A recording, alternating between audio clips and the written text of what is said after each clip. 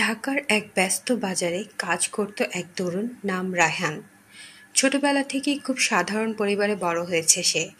ইসলামী শিক্ষা পেয়েছিল কিছুটা, কিন্তু জীবনের বাস্তবতার চাপে ধীরে ধীরে সে ভুলে গিয়েছিল আল্লাহর পথে চলা, সুন্দর আচরণের মানে।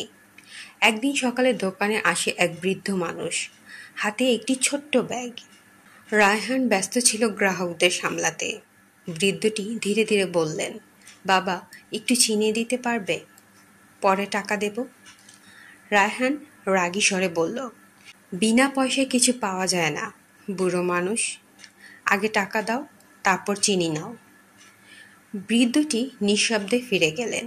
দোকানে থাকা এক গ্রাহক বলল, ভাই, উনি পাশের মসজিদের মুয়াজ্জিন, হয়তো এখনো বেতন পাননি। রায়হানের মনটা হঠাৎ কেঁপে উঠল। রাতে বাসায় ফিরে সে কোরআনের আয়াত শুনছিল ইউটিউবে। তখন সে শুনল, আল্লাহু ইয়াহুব্বুল মুহসিনিন।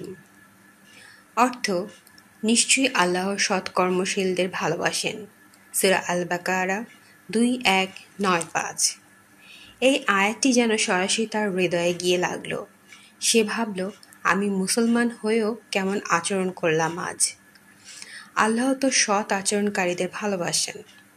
পরদিন সকালে রায়হান বৃদ্ধ মানুষটির জন্য এক ব্যাগ চিনি, চাল আর কিছু ডাল নিয়ে মসজিদে গেল। বৃদ্ধকে দেখে সে লজ্জিত কণ্ঠে বলল, চাচা, কাল আমি ভুল করেছিলাম, মাফ করে দিন। আমি মুসলমান হয়ে এমন ব্যবহার করা উচিত হয়নি। বৃদ্ধ হাসলেন, বললেন, বাবা, ইসলাম তো এই শেখায়, কথা ও আচরণের মধ্যে যেন দয়া থাকে। রাসূলুল্লাহ সাল্লাল্লাহু আলাইহি ওয়াসাল্লাম বলেছেন, যে মানুষকে দয়া করে না, আল্লাহও তার প্রতি দয়া করবেন না। সহিহ বুখারী। রায়হানের চোখে জল এসে গেল। সে সেই দিন থেকে প্রতিজ্ঞা করল, সে নিজের ভাষা, আচরণ ও হাসির মধ্য দিয়েই ইসলামের সৌন্দর্য ফুটিয়ে তুলবে। তার দোকানে এখন সবাই বলে, রায়হান ভাই, আপনার ব্যবহারের মধ্যে একটা আলাদা শান্তি আছে। রায়হান মনে মনে বলে, ওয়া কুলু লিন্নাসি হুসনা।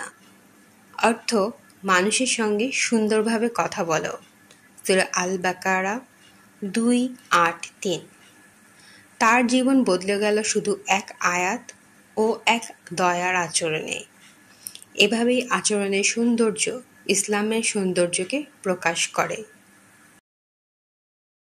প্রিয় ভাই ও বোনেরা, যদি গল্পটি তোমার হৃদয় ছুঁয়ে যায়, একটা লাইক দাও, সুন্দর কমেন্ট করো আর এই বার্তাটি শেয়ার করো, যেন আরও মানুষ ইসলামের আচরণের সৌন্দর্য জানতে পারে। আল্লাহ তোমাদের সবাইকে সুন্দর আচরণে ইসলামের দাওয়াত দেওয়ার তৌফিক দিন। আমিন।